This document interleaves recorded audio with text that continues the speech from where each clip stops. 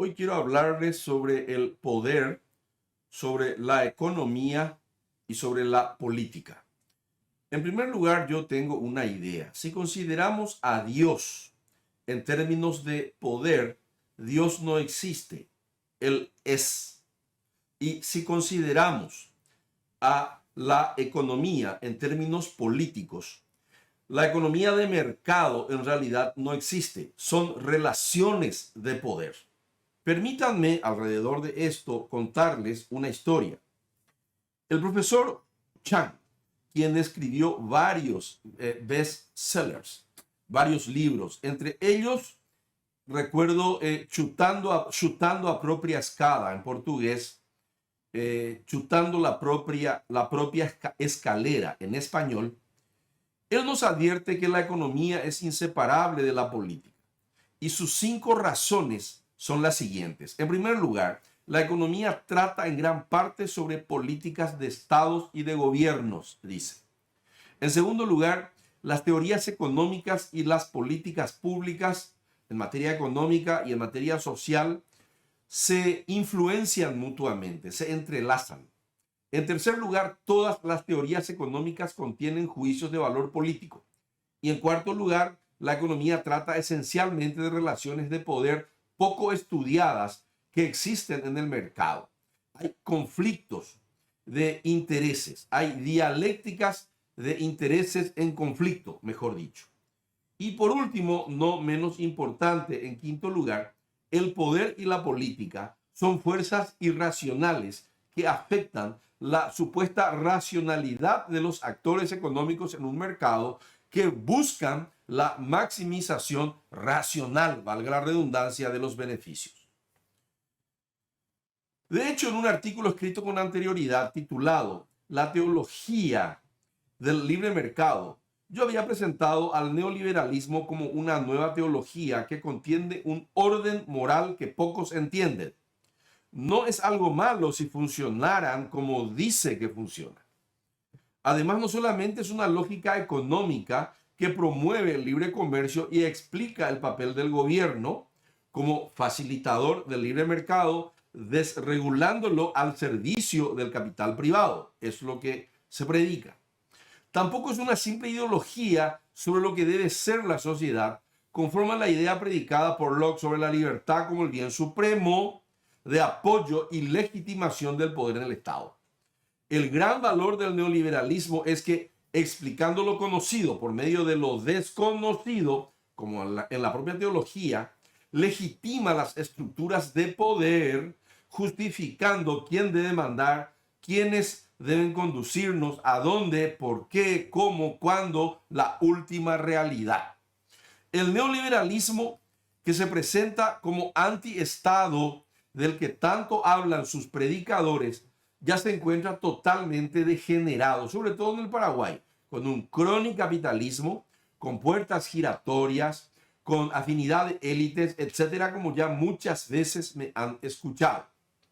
La teología política es un término acuñado por el jurista alemán Carl Schmitt en 1920, y él hace un paralelismo entre la legitimación de la soberanía de Dios sobre los hombres y la soberanía de un gabinete gubernamental y de los mercados asociados estos con el poder dentro del Estado.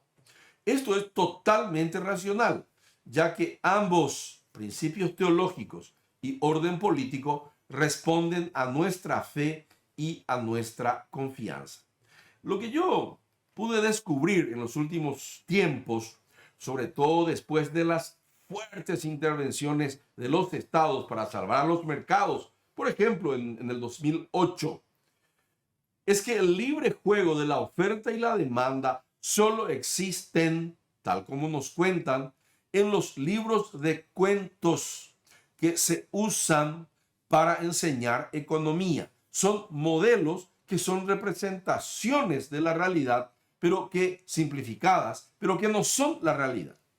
Las teorías de cómo deben funcionar los mercados son creaciones artificiales que necesitan de un Estado fuerte, institucionalmente hablando, para dar un marco de previsibilidad a los jugadores, a las inversiones, al manejo de riesgos, etcétera.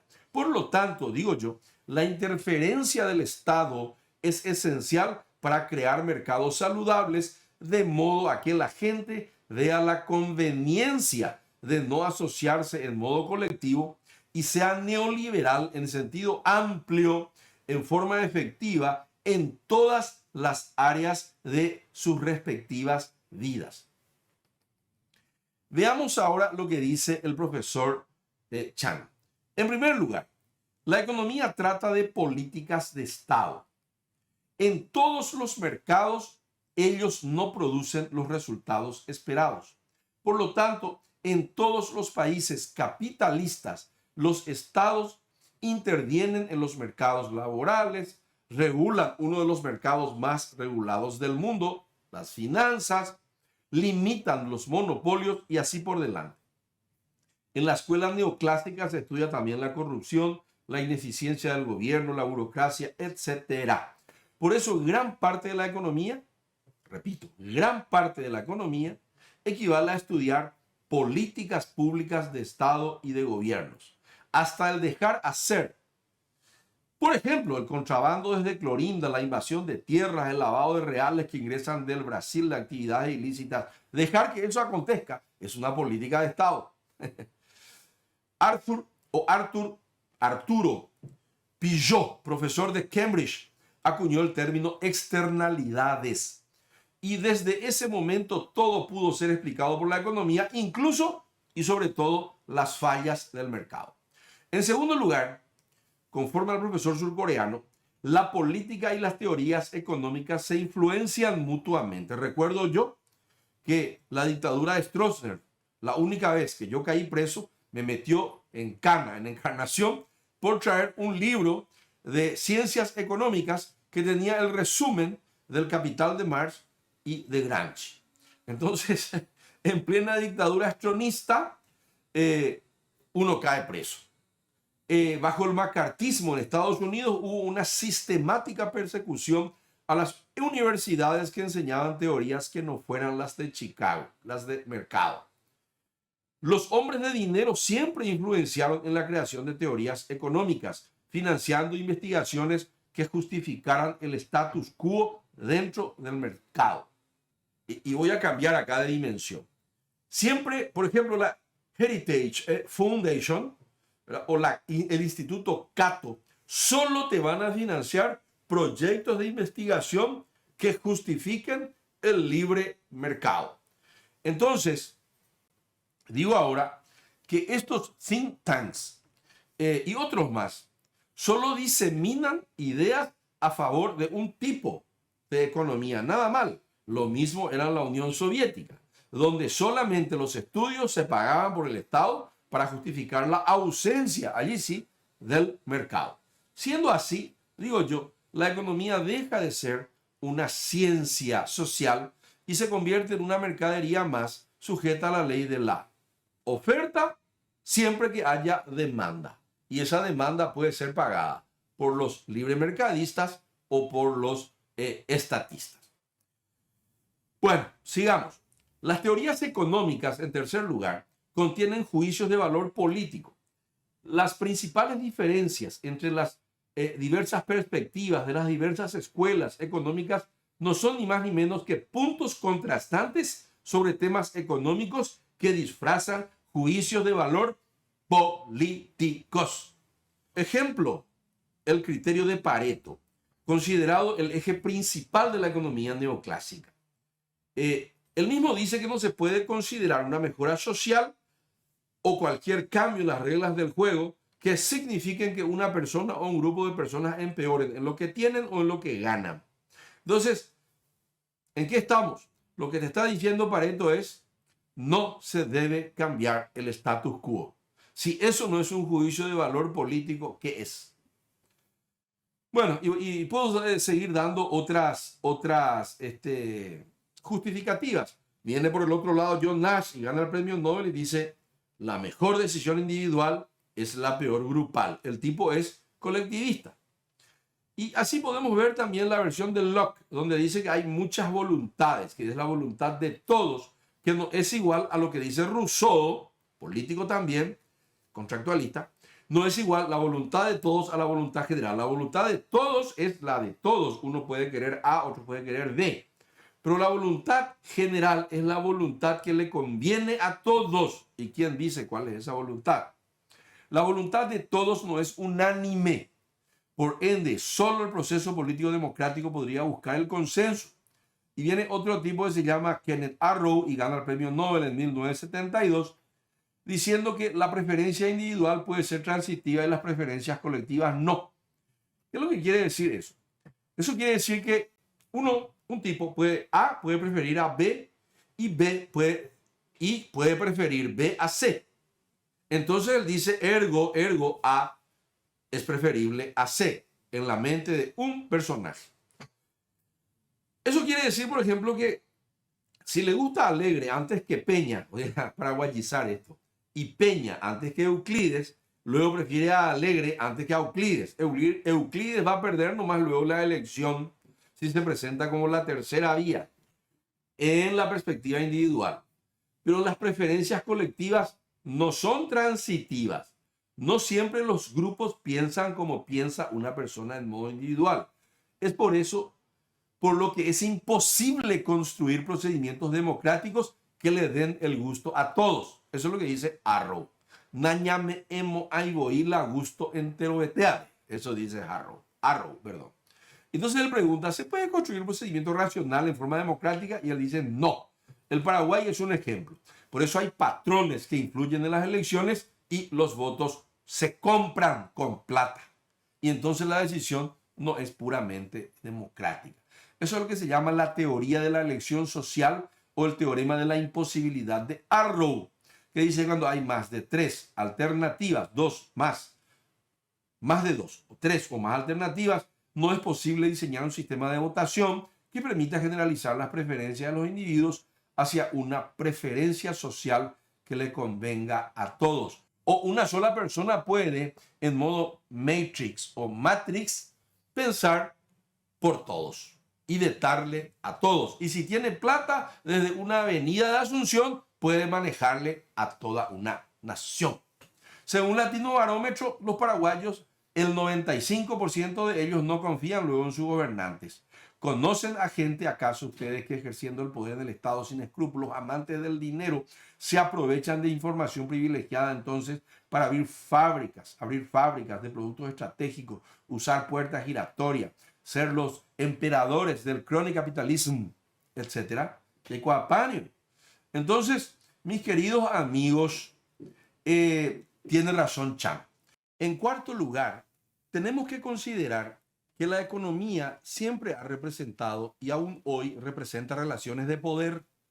En primer lugar, es bueno diferenciar que existe el poder de la ley y la ley del poder. En el mercado funciona esta última. Ustedes me pueden ver allí en una fotografía cuando fui a visitar la cátedra de Milton Friedman en la Universidad de Chicago.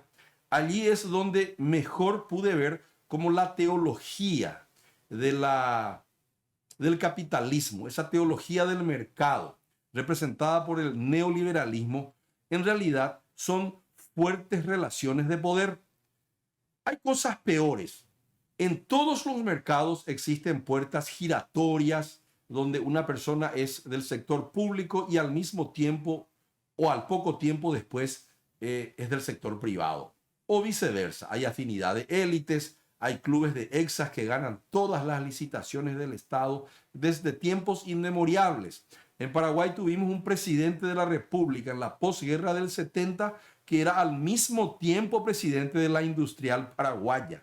Y tuvimos un presidente también de la República del otro partido político que también era el abogado de una gran empresa que estaba allá hacia el norte, hacia Puerto Casado. Entonces siempre hubo relaciones de poder entre la actividad del mercado y la actividad dentro del Estado. Según Latino Barómetro, los paraguayos en un 95% no confían en aquellos que los gobiernan. Conocen a la gente que, ejerciendo el poder del Estado sin escrúpulos, amantes del dinero, se aprovecharon, por ejemplo, de información privilegiada para al salir del Estado llevar a gerentes o a directores de empresas estatales para que dirijan en el mismo sector del mercado sus empresas privadas. Ustedes conocen ese tipo de gente. O también han abierto fábricas de productos estratégicos, han incursionado en el mercado contratando a exdirectores en el sector energético también. Entonces, el cronicapitalismo significa relaciones de poder, capitalismo de secuaces. Todos sabemos también de quienes designados significativamente corruptos por la mayor democracia, o una de las mayores en el mundo occidental, y por una de las más representativas economías de mercado también, igual ganan elecciones y asumen cargos políticos en el Estado o en partidos políticos. Dentro de la escuela neoclásica existe un solo poder de mercado que no debe ser festejado: el monopolio o oligopolios o monopsonios. La gente vive, nosotros, en una matriz, en una matrix o matrix, como dicen algunos, con respecto a estas disfunciones del mercado, y creen que los que lo distorsionan, y ni saben que es así, generan empleos. Como mucho, 12.000 empleos genera tal grupo, dice, pero dejan sin trabajo a millones. Entonces es una falsa conciencia. En el mercado, repito, hay relaciones de poder y el sistema de precios per se no soluciona las dialécticas de intereses en conflicto, intereses políticos muchas veces, o intereses económicos, ¿verdad? Que nos hace actuar como depredadores gracias al poder político en un mercado, destruyendo el mercado. Y en ese caso no hay equilibrio, no hay equidad, ¿verdad? Nadie es aséptico. Bueno, finalmente nosotros entramos en una situación donde el mercado no se puede definir porque no existe. En quinto lugar, la irracionalidad política influencia al mercado, dice Chan. Se supone que el mercado se basa en decisiones racionales de maximizar beneficios, pero se sabe que la política se moviliza con instintos irracionales e irreflexivos. Todos los mortales seguimos a manadas en la política y así también en la economía. Las hurras, por ejemplo, 3 hurras a fulano. La torre de pose en la presidencia de un partido político, de alguien que es nombrado significativamente corrupto por la mayor economía del mundo, de mercado, y por una de las mayores democracias del mundo occidental y cristiano. Transmite mucha incertidumbre a los actores del endeble mercado en el Paraguay, que pueden perder reglas de juego competitivas y transparentes si esa persona toma el poder en el Estado. Puede depredar el mercado. Eso afecta al dólar y hoy tenemos un dólar de 7.400 en economías globalizadas, donde también ayudan las elevadas y atractivas tasas de interés de la Fed hoy en los Estados Unidos. Entonces, ¿cuáles son las historias verdaderas y las fake news que se les ha contado a los paraguayos y que tienen un significado, tienen una semiótica representativa, que tienen consecuencias potenciales en su calidad de vida? Ustedes tienen las respuestas. Finalmente, volvemos a repetir. Los mercados no son ni más ni menos que relaciones de poder. Finalmente, Anike Ñañen Botabeti, cuando te hablan de libre mercado, hay alguien que tiene más poder que otro. Antes de despedirme, te pido que des like a este video, que te suscribas a mi canal, que toques la campanita para que te dé el aviso de que hay nuevos videos, nuevas emisiones de nuevas ideas, y también no te olvides de comentar sobre todo lo que hoy se ha dicho. Muchísimas gracias y muy buenos días.